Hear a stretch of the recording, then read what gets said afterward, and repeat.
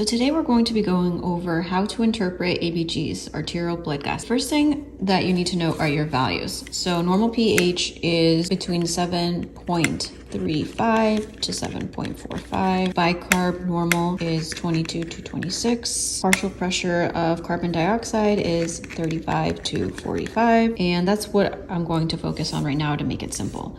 The other thing that you need to know is the abbreviation ROM. Respiratory will be opposite, metabolic will be equal.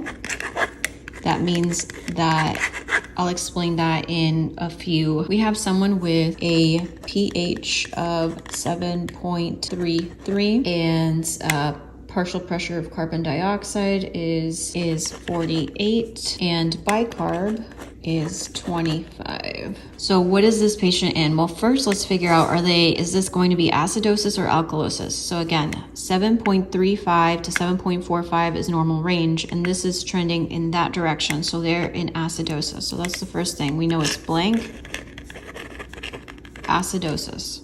Then we're going to look at the partial pressure of carbon dioxide. Normal carbon dioxide is 35 to 45. This person, also I'm going to draw a down arrow because the pH is down.